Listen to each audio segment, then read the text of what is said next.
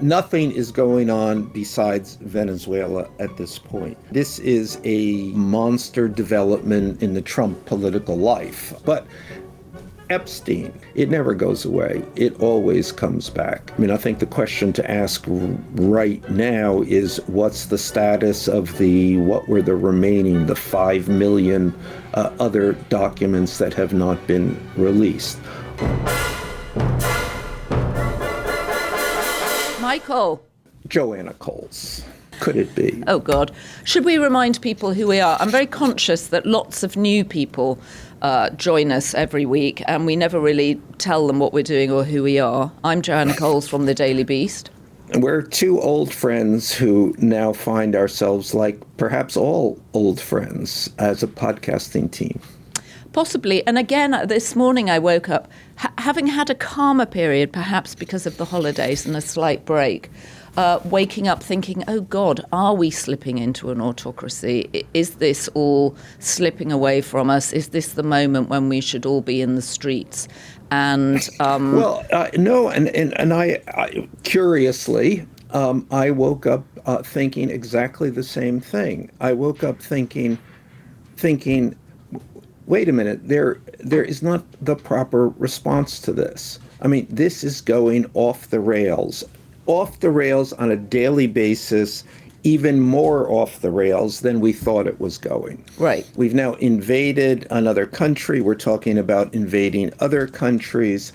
We've had this remarkable statement from Stephen Miller, arguably the second most important person in the White House, which is, in any language, thinly veiled fascism. And what are we doing besides doing a podcast? Where are the people in the street?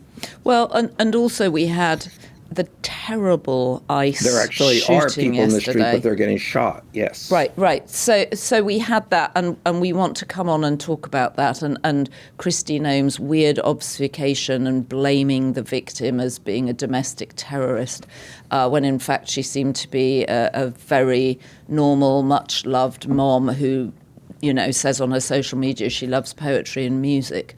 We are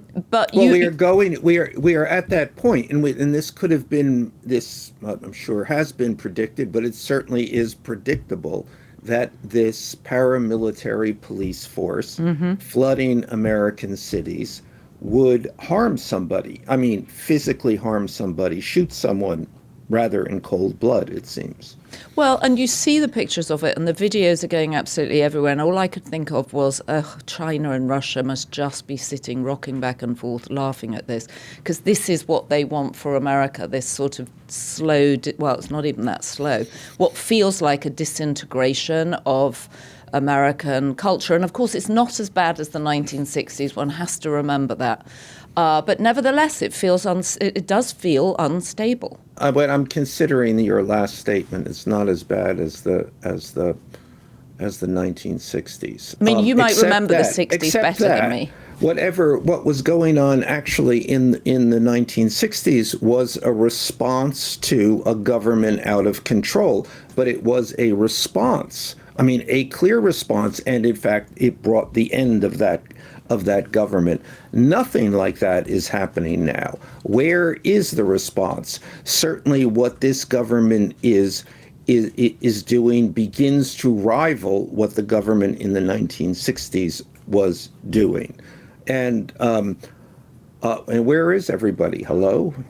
And also in the 60s, the movement was towards progress. What's so scary here is this sense of a movement towards something which is much, much darker.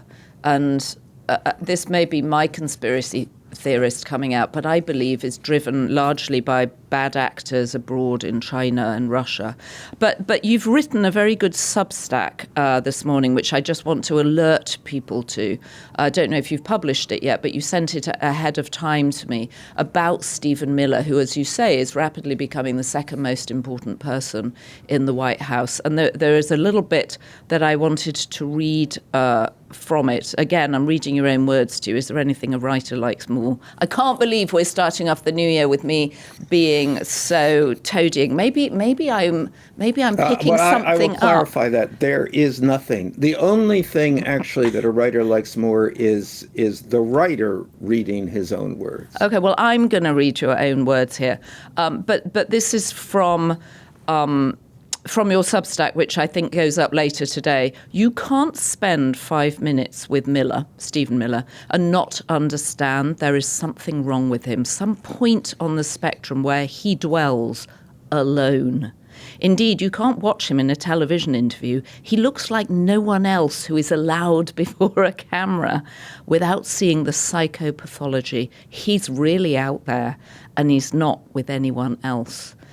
And it's so ominous and so dark, and he is so peculiar, and he has this kind of featureless face. He literally looks like Voldemort from the Harry Potter movies, who again has no features. When you see his face, it's all sunken into himself. It's very, very strange. And we've seen, and actually Stephen Miller kind of traces the whole Trump continuum here. He came into the Trump White House in 2017 as actually kind of Steve Bannon's joke. Mm-hmm. And Steve Bannon was and I spoke at length to Bannon during this time and even about Stephen Miller, who he treated as a joke. But it was his kind of joke on the normies in the White House.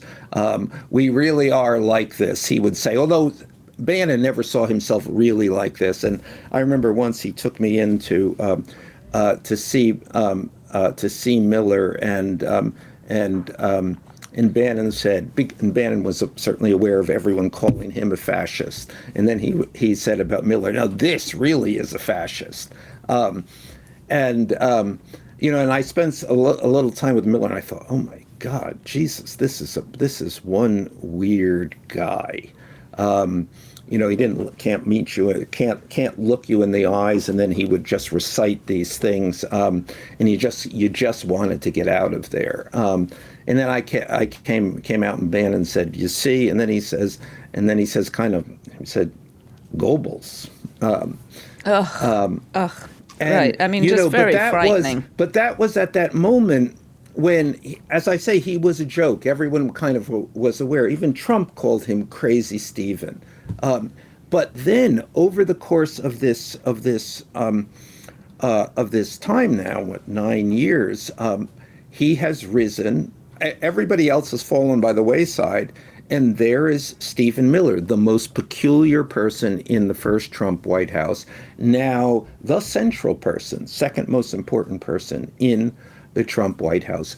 There he is. This cuckoo bird, but a cuckoo bird who is determined, cruel, obsessional, and dangerous. What is his driving ideology? Why is he so angry? He grew up in a perfectly nice home in Santa Monica in California. I mean, what the hell is his problem? Well, who knows? You become obsessional for all kinds of reasons. I mean, his obsession is brown people. It's a country that he envisions in one way that has lost its way, and he demands a new purity and force and power. I mean, that the statement that he released, was that yesterday or the day before, about I think he was referencing Greenland. Mm-hmm. So you refer to this in your Substack, and I'm going to read that paragraph. Now, of course, the junior aide has become the singular survivor of Trump's rise, fall, and comeback, the fundamental architect of the second Trump administration, and its clearest voice, as off the beam as ever. Now I'm quoting him. We live in a world in which you can talk all you want about international niceties and everything else, but we live in the world that is governed by strength, that is governed by force, that is governed by power. Okay, so you can just see that was the pre-World War II view, and necessarily the German view of foreign policy, of international life, of the relationship of one powerful country to other weaker countries. And that was the view that since the end of the Second World War has been wholly revised by America leading the way, but obviously other European countries. And the historical success of all of these years of relative, and I emphasize relative, peace, certainly the absence of world war, was the central accomplishment of undoing precisely that view. Well, it's back again. Well, it's back again, and yet the countries we're taking on, Greenland, Venezuela, are not the other superpowers. I mean, it seems like we're aiming at very small fry here. I mean, Greenland, we already have access to Greenland. But remember, I mean, I hesitate to make these parallels too direct, but when Germany took on other countries, they too were the weaker countries. It then overstepped and took on other, it screwed itself up by taking on stronger countries. But Poland, the Netherlands, and one country after another were easy prey. Well, what's going on in Minneapolis is very concerning. The ICE agent who shot 3 times the poor woman in her minivan who was trying to get out of what looked like a very complicated situation. Not a professional agitator. And of course, Donald Trump has issued on Truth Social his version of events, which I was going to read and get your opinion of. So this is from our president. I've just viewed the clip of the event. There were many clips of the event because so many people were filming it, which took place in Minneapolis, Minnesota. It is a horrible thing to watch. The woman screaming was obviously a professional agitator, and the woman driving the car was very disorderly, obstructing and resisting, who then violently, willfully and viciously ran over the ICE officer who seems to have shot her in self-defense. Based on the attached clip, it is hard to believe he is alive, but is now recovering in the hospital. I mean, what's so fascinating is that's not what the clip shows. That's not what any of the clips show. I mean, we are at that point. It's not only about not assuming responsibility. It's not only about a question of what happened. It's direct, outright lies, which is not.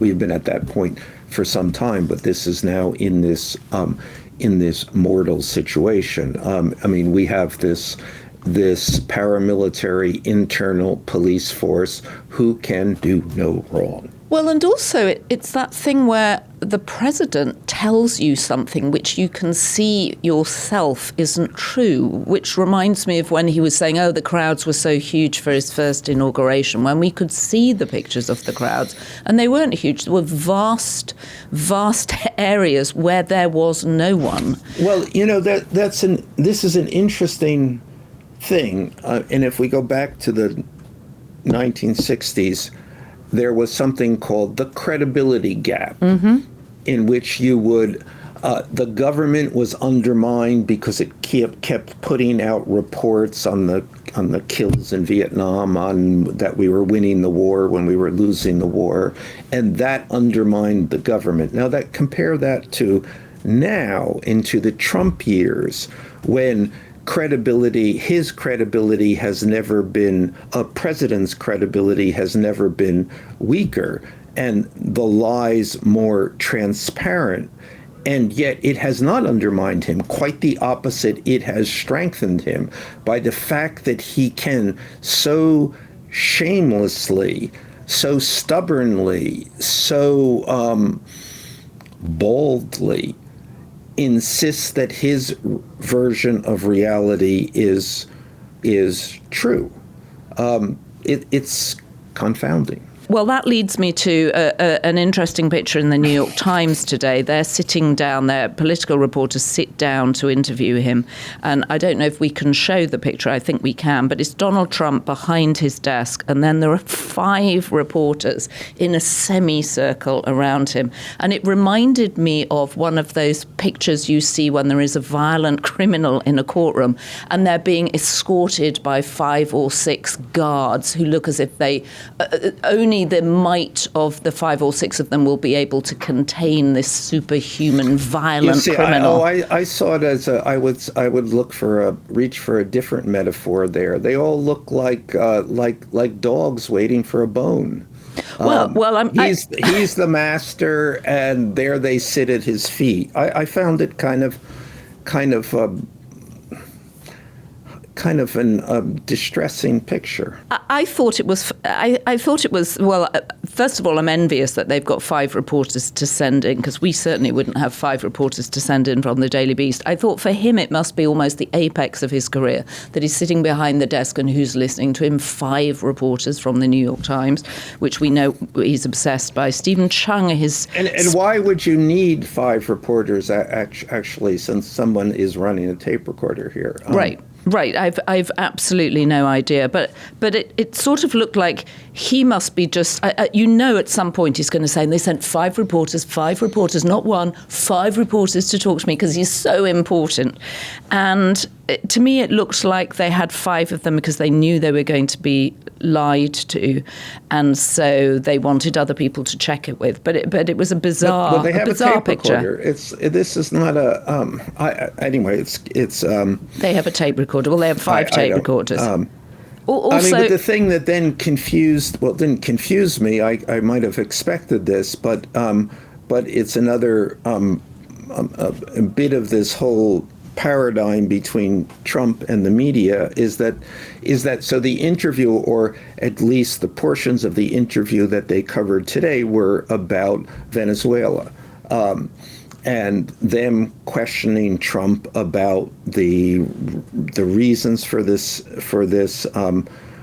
invasion, and most of all, what we are going to do with this country now that we theoretically have taken over, but we haven't exactly taken over, but they keep announcing we have taken over. Well, he's announced he's running it, right? When someone asked who's in charge, and he said, I'm in charge.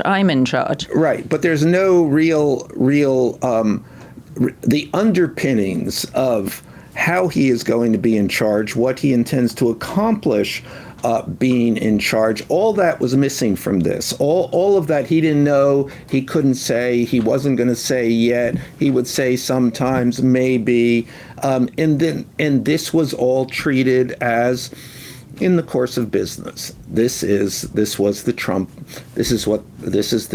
position, the Trump White House position, that they've taken over a country, but they're not going to tell anyone what to do about it. And the New York Times has rendered this, maybe they think that they're rendering this in some kind of deadpan language, and readers will draw their own conclusions, which they obviously they will, but it also creates that other effect, that this is normal. We are not saying, and partly because the New York Times doesn't have the language to say, hey, this is batshit. Well, this is absurd. It's ridiculous. It makes no sense. You made it up as you went along. You stood up there on the platform, and when someone said who's in charge, you said, we're going to run it. And that was clearly the first Marco Rubio had ever heard of it. And then you have Stephen Miller, like a ghoul, standing behind Marco Rubio. How does Stephen Miller get on with Pete Hegseth and Marco Rubio? Well, I don't think Stephen Miller gets along with anyone because he is way out on the spectrum. So the idea he can't really talk to anyone else. He has deep social problems. Well, you can't sit down and have a beer with Stephen Miller. Even on the new Mar-a-Lago White House patio? Even on. Because it's set up for that.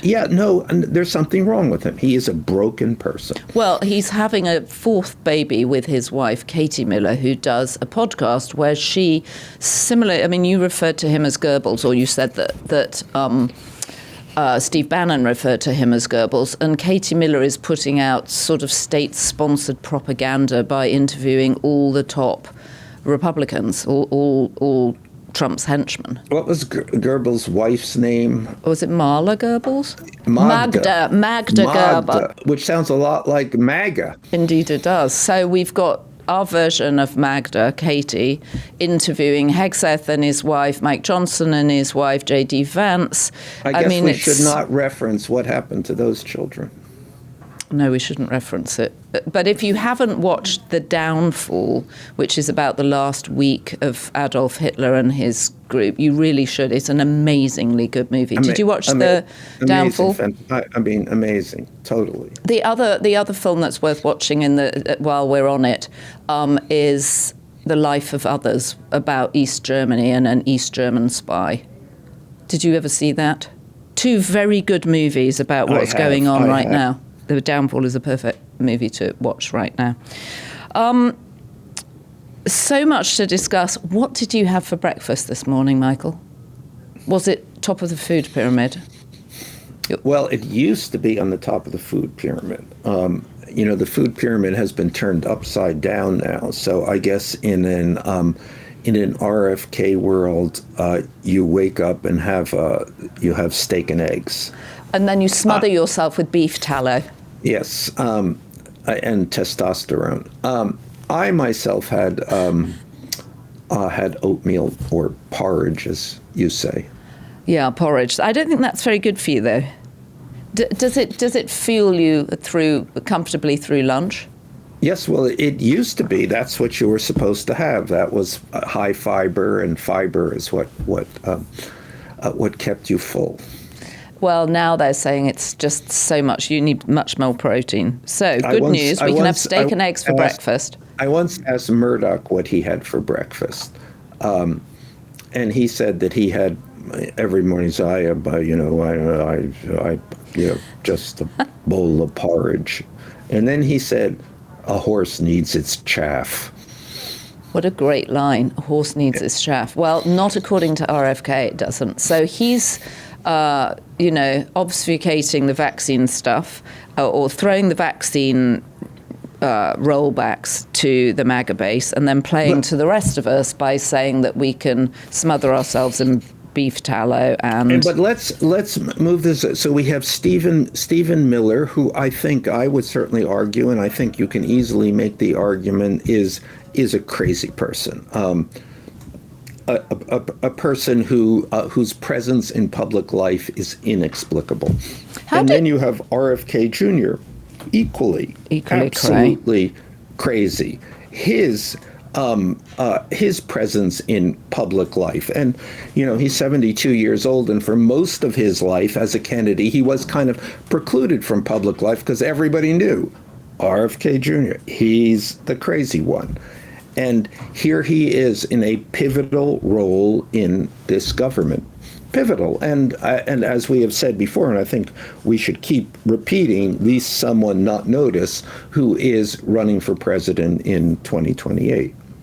Well, Stephen Miller won't be running for president, right, because he has absolutely no popular appeal whatsoever. But RFK Jr. does have some kind of popular appeal. He's a Kennedy. He's got big blue eyes. He does. It's hard to figure out what the popular appeal is, other than the fact that he is named Kennedy.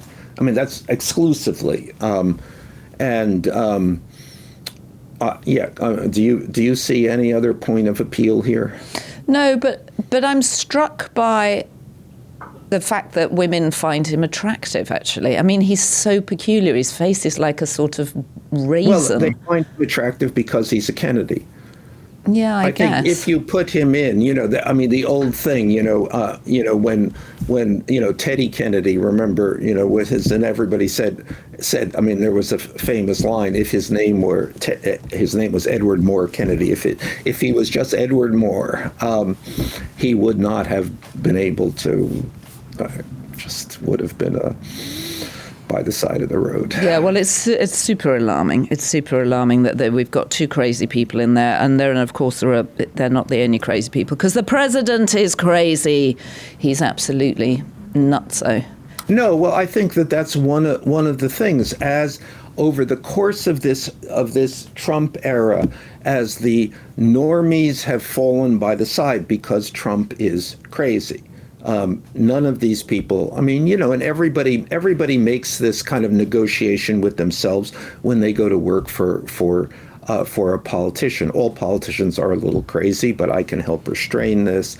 I can, at some there's some level that we're going to reach that's manageable or acceptable. Well, this never happened with Trump, and all of the normies were washed out, leaving only the strange people, the peculiar people, the toadies, the lackeys, the bottom of the barrel.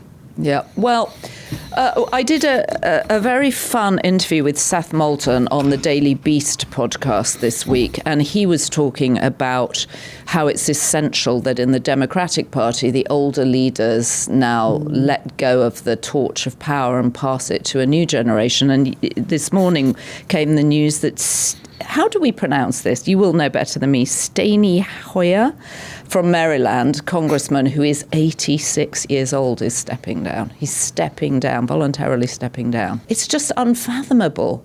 Nowhere else would this be allowed. You don't know of any industry where someone is allowed to stay that length of time unless they run the company, unless they started the company. It's crazy. Well, Berkshire Hathaway, but... Well, yeah, as I said, founded the company, so that's slightly different. If you found the company, you can do it.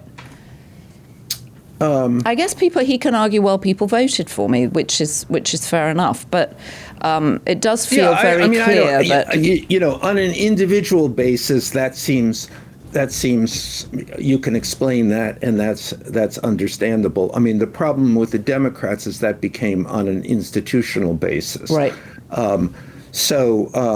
Steny Hoyer, he has a long, respectable, enviable record, and he doesn't seem to be suffering from dementia like some of his colleagues.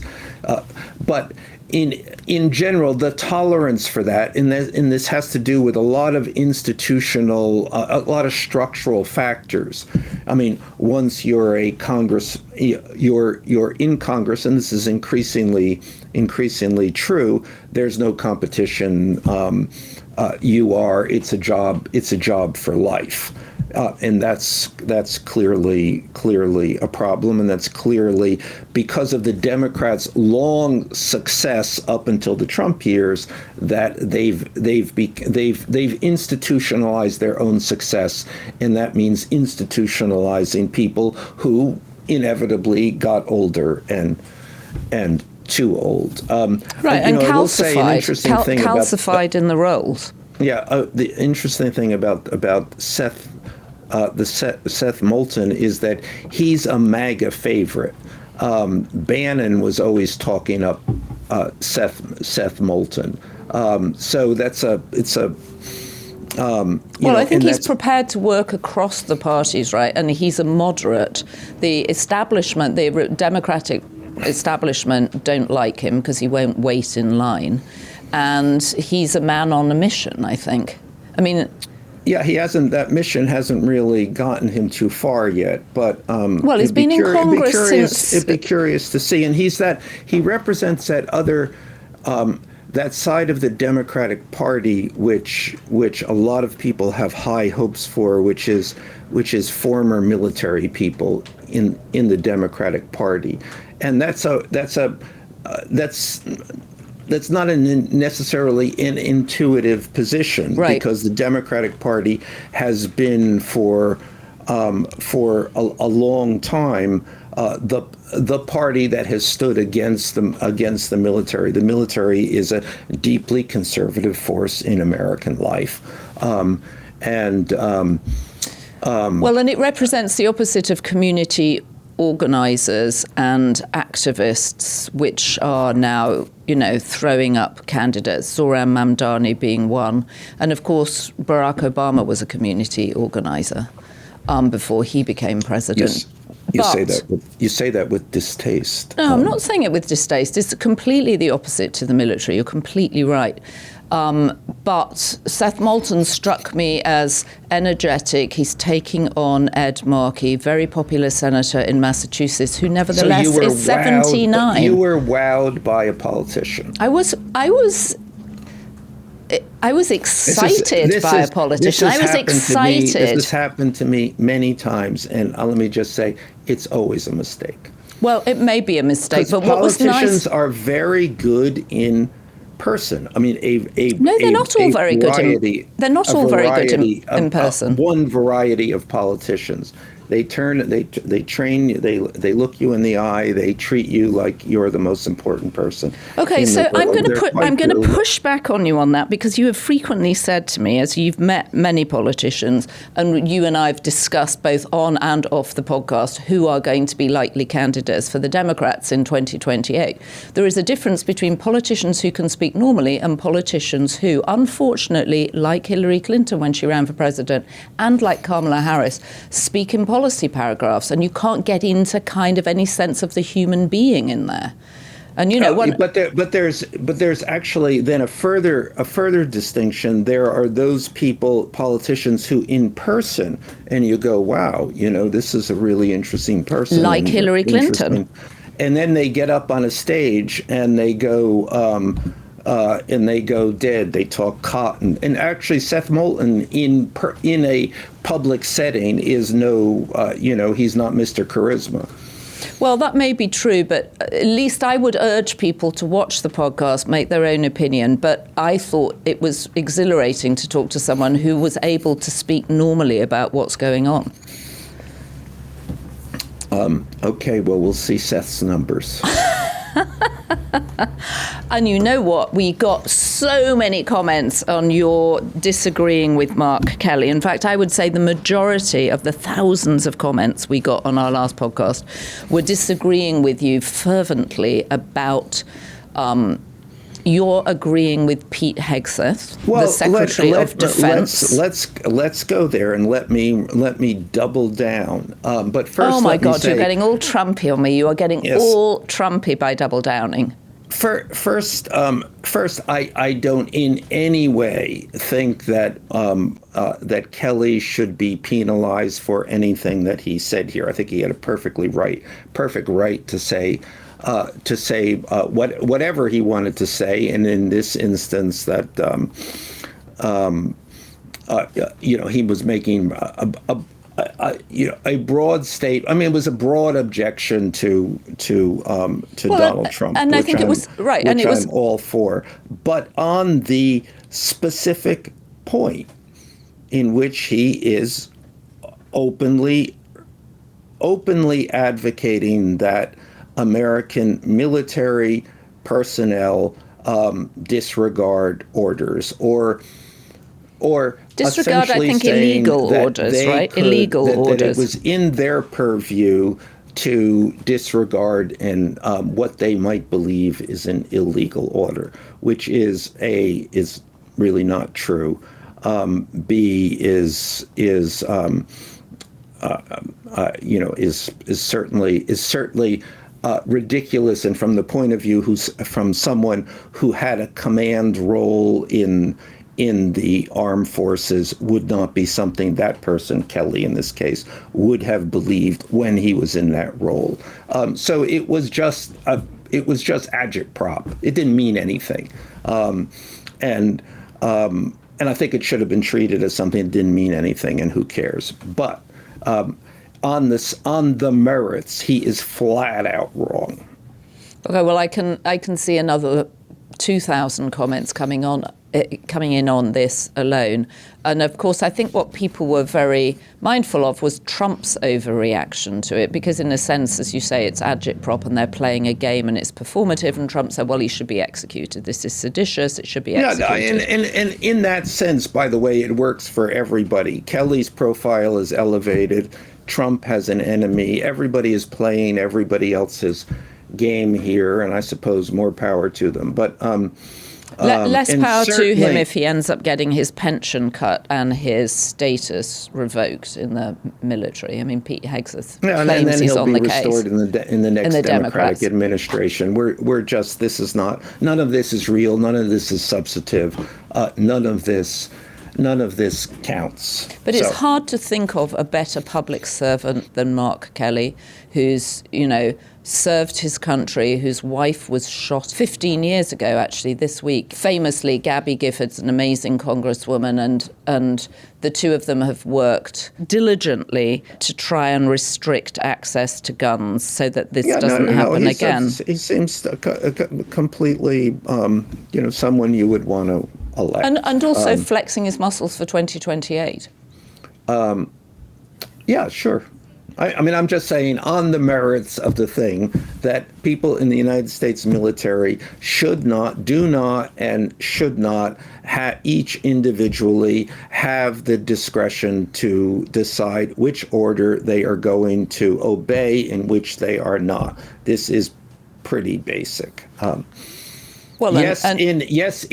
Nuremberg-like situations, they're going to have to make a choice. But to cast any in any sense that Nuremberg-like decision-making occurs on a frequent basis is, again, ridiculous. Okay, and back to our German analogy. All right, so what else is going on? I know you were concerned about this group, Club America, which is the teenage version of Turning Point. Club America is now being rolled out in high schools, and it's an offshoot of Charlie Kirk's Turning Point America, and it's causing all sorts of drama in schools because it's encouraging, I guess, far-right values, or they would say a constitutional... here's something that seems patently something we don't want, is let's politicize high school. I mean, of all of the other problems you have in high school, now we're adding right, left, whatever. I mean, but I was thinking back to when I was at high school, where I was shamelessly a member of the Young Conservatives because they had better parties, and then briefly a member of Young Labour because they seemed to have better ideas. Were you never a member of a political party at school? High school or university? No. This was, it was actually when I was at high school, but it was outside of the school. So it wasn't school-sponsored, but I was a member of the local ones because A, I was interested in politics, and B, I wanted a social life beyond school. And they were sort of interesting people, and they had good parties, and local politicians would come and talk. Did you do any of that? You were probably too busy growing your hair and smoking weed. I didn't have access to drugs in the north of England when I was growing up. Doing my schoolwork. Doing your schoolwork. I don't even remember doing any schoolwork. I read a few Shakespeare plays, which have stood me in good stead. I would urge every school student to do that. But Club America seems a somewhat ominous development and is clearly causing problems for certain principals in schools where the parents are now using it as a political tug of war. Yeah, no, I would say in general, and this is also, I think, from the left as well as the right. Let's get politics out of high school. Maybe they should send Erica Kirk round to do a high school tour in the way that Tony DeCopel from CBS is doing a tour of somewhat, it seems, random cities. Erica Kirk could start doing the high school tour. J.D. Vance could join her. Well, Charlie Kirk, the growth of Turning Point USA is partly because Charlie Kirk did these college tours. What else is going on? I tell you what isn't going on, or what I feel isn't going on, which I'm concerned about, is really diligent, dogged research of people going through the Epstein files. I mean, we're in this thing. First thing, we're nothing is going on besides Venezuela at this point. I mean, this is a monster development in the Trump political life, and in I would say the most significant development in the second term so far. I mean, he has done what he always manages to do, which is to change the subject through a fundamental reordering of the narrative, of the drama that we're living in. And we've invaded this country, we're set to invade other countries. It is hard to focus on anything else, although one can make the argument certainly that we should, because we're not really doing any of these things. but that's another the Trump mirror and the Trump illusion, but which works. But Epstein, and the thing about Epstein, and we might trust this, is that it never goes away. It always comes back. And there are, I think the question to ask right now is, what's the status of what were the remaining, the 5 million other documents that have not been released? What's the status there? And I don't know the status. I read somewhere that only 1% of the files. I'm not sure anyone does, because the status is in the hands of the Trump White House, which has now distracted everyone from this job. The job of releasing the Epstein files has been preempted by the job of running Venezuela. Well, good old Thomas Massie, who is one of the Republicans that fought for the release of the Epstein files, has been saying that, has been criticizing the White House and criticizing Pam Bondi and saying this is ridiculous. Where are they? They're failing to release enough of them. And as far as I can understand, they've only released 1% of them. And I spoke yesterday to a victims advocate who said that the survivors are absolutely furious about this, that many of them feel they put themselves out there and they're beside themselves. And I think we can assume that this isn't gone away. This is coming back. But the operation here, the Trump operation, is to distract from this. How do we distract from this? Well, we invade a country. Okay, well, this is pretty much by the distraction book. So, I think in the short term it's going to be Venezuela, and then old reliable Epstein will be back again. What about Greenland? Do you think that we might go from Venezuela to Greenland? Apparently. But again, that's the thing, and we had discussed this before. There is very little, if anything, that we would get from Greenland by invading it that we do not have now, or by owning it. Well, and also, what would an invasion look like? There's only 30,000 people there in rather nice, brightly coloured huts. I rather like the look of going to Greenland. In fact, I thought, should we go and do a podcast from Greenland? It'd be super fun. Well, cold. I think the form of this could very well take, we own Greenland and we can do the following. Trump pronouncement, but we can already do those things. Right. We already have a defense agreement which gives us wide latitude to almost do anything defensively in the defense of Greenland and the Arctic territory that we want to do. Similarly, then there's this thing about, mineral rights. There's an open invitation. Greenland says, yeah, come on, we're game. Bring your investment here. We'll take it. And it's also, I remember this from a brief period I had in business. It's actually quite difficult to figure out where all those minerals are. I mean, it's not as if people haven't been trying. They've been trying for years to find this. That is what there is. This. This is all good for Greenland. So the extent that they haven't been exploited is that they're difficult to exploit and costly, and the return is less than people are probably looking for. But now Trump is in a position to say, we own, he's very, very capable of doing this. We own Greenland. He's going to make an announcement. We own Greenland, and we're going to go in there and we're going to put the U.S. military there and defend the Arctic territories. And we're going to exploit, and we now have the right to exploit all of their mineral capacity.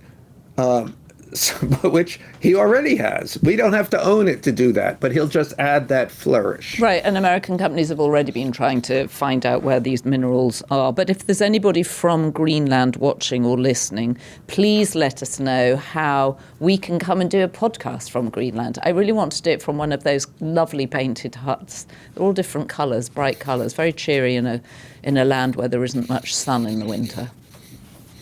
Thule, Greenland. I actually had a brother who once had a summer job working on the United States military base in Thule, Greenland. I think you invent your brother. I don't think he exists. I've met your sister, but I feel like you invoke your brother when you want to come up with some obscure Wolffian family law, which isn't necessarily true. Didn't you have a brother who trekked across America at some point?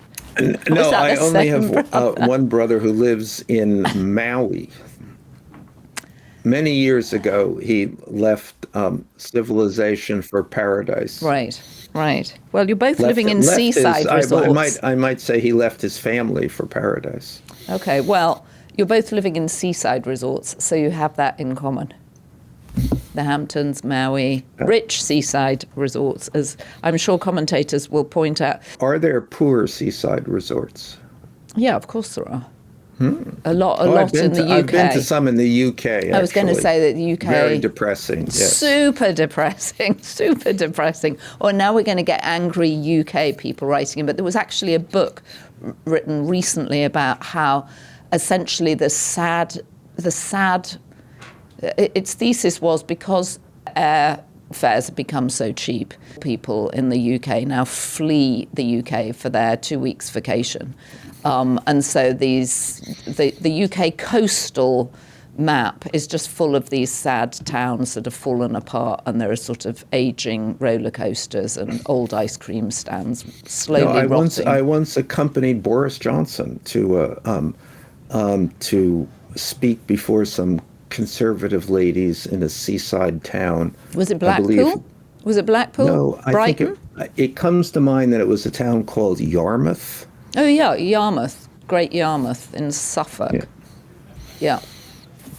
And Blackpool, where they often have party conferences, and I once got very ill from eating oysters there. I would recommend anybody avoid the oysters in Blackpool. I suspect the ones in Amagansett are slightly fresher. Anyway, I did notice your friend Lindsay Halligan popping up, because when she was in the White House before she got sent off to Virginia, where she spectacularly flamed out trying to indict James Comey and Tish James, she was told to go and tell the Smithsonian to get its act together, and if they wanted to continue with federal funding, they had to jump through a lot of hoops, not least how they were describing American history to American visitors. And J.D. Vance now looks like he's going to take a seat on the Smithsonian board. There are several more seats coming up for grabs this year, and it looks like the Smithsonian might go the way of the Kennedy Center. Do you have any thoughts on this? Yeah, the Trump-Smithsonian. The Trump-Smithsonian. Absolutely. Yeah. I think everything goes this way. Yes, there's no... Why stop with one institution when they can all be Trump's such and such institutions? And Trump's view of America and the history of America. Why not stop and take these world-class institutions, the envy of other countries, and just Trumpify them? It's what he does, slaps his name on things. Yeah, again, we're and I don't know what is the moment in which too much is too much. What is the moment in which there is some response to this? I mean, this sounds weak, I think, from my point of view. Like, well, Congress has been mowed over. Why isn't this happening? But I am really. I think it's in the story of the Trump administration of what is going on. An equal story, a parallel story, ought to be, why is there no response to this? Well, and people would say there is a response and it's online, which isn't as effective. So, Michael, on a scale of 1 to 10, how bad is it for America, if 10 is very bad? 10. I mean, bad is not bad, and very bad are not are not limited. So it can be 10 and get worse. It's like the top of the bestseller list, which is the top of the bestseller list not only means you sell more than every other book, but the sky's the limit. Every other book sells this many thousands of copies, and you at the bestseller list sell millions upon millions of copies. The writer's dream. It's the writer in you coming out. That's the analogy. Yes. Well, I was once in that position, and it was quite a sweet one. You'll be back there again. Michael anyway, Wolff, you will be back there again. Although I will say that our podcast is going up the charts. The YouTube chart. Our podcast is going up the YouTube charts. Well, we should get to. We were number 55 out of all podcasts on YouTube this week, which is pretty damn good, far I from think. Number one. Of course, we're working our way slowly there, but I'm just saying. We only started in August. But I do think on the more, I think we are at 10. I think it is almost inconceivably bad how things are now. We have reached an outside limit of anything that the nation has ever experienced, and it continues to get worse. I mean, I would have said we were at number 10 before Venezuela. Now we're in Venezuela, or not in Venezuela, or something. Well, and who knows what happens with Venezuela? I mean, tomorrow Trump is supposed to be sitting down with the three big American gas and oil companies to talk to them about the opportunities in Venezuela. And they're going to come out of that and go say, yes, yes, yes, and we're doing this, and they're going to do nothing. Right. Nobody wants to go to take gas out of the ground or oil out of the ground in Venezuela. We'll be back on Saturday to discuss whether or not we've gone to 11, I guess. It's a strange week. There is no 11. It's a strange week. It's 10. We've maxed out at 10, and then it's just this. And then from there, it's the sky's the limit. You can't contain the top. Okay, well, we'll be back and we'll do an update on Melania, I hope, and we'll have people's questions for Melania too. Fantastic. All right, sleep well, Michael. I hope the anxiety of what's going on isn't giving you sleepless nights. I've had sleepless nights all my life. Call me anytime. Okay, well, I'm still sleeping well for now. Really? Yeah. For now, it's the only place you get respite. It's the only place. Unconsciousness. All right, Michael, we'll talk on Saturday. Fantastic. All right, so if you have been, thank you for watching and listening. Please leave us a comment on YouTube, especially about Mark Kelly. I know that's going to fuel people again. Don't forget to check out Obsessed, our new podcast with Kevin Fallon, letting you know what he's obsessed about and the best things to watch this week.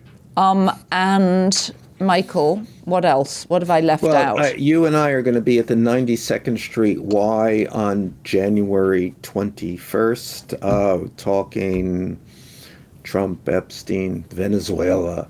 We'll have forgotten by Venezuela by then. It's still 10 days out. And Mark Kelly, if people are still grousing about that, I'm there to grouse at. And but it will be a good evening. And as you've pointed out before, it's a year and a day since Trump's inauguration of the second administration. So we can happily relive Lauren Sanchez in her frilly bustier under that lovely white coat, and all those. We can do the first Trump year in 5 minutes. We're just going to power through it. Yeah, so come and see us, bring your questions and tell your friends. And our BB level members, I want to give you a big shout out. If you haven't joined the Daily Beast community, you really should. Just press the button below where you're watching this. But big shout out to our BBeast level members: Yvette Johnson, Methinks, Betsy O'Farrell, Mills and Linz, Shell B, Max Quibbit, David Sherry, Thomas Moore, Maria Voltaine, D. Kujawat, Sinya Lund, John H. Overrocker, Deb K. Ostrander, Sandra Clark, Travels with Carl, Andrew Beaver, Capinator, Harry Clark, Dawn McCarthy, Daniel Doglover, M. Greiner, Di Stone, Fulvia Orlando, Herbie, Andrew Meller, who I've discovered is actually from the Ribble Valley in the north of England, Tatnall, Val Love Francisco, Will Hutchison, Andrea Hodel, Bocock DC, Sharon Shipley, Connie Rutherford, Karen Wright, and Heidi Riley. Thank you very much. Do you want to thank our production team? I would thank our production team, but the personnel seems to be changing so quickly that The good news is the team is still led by Devon Rogerino, and we've added Ryan Murray and Heather Passaro to our team.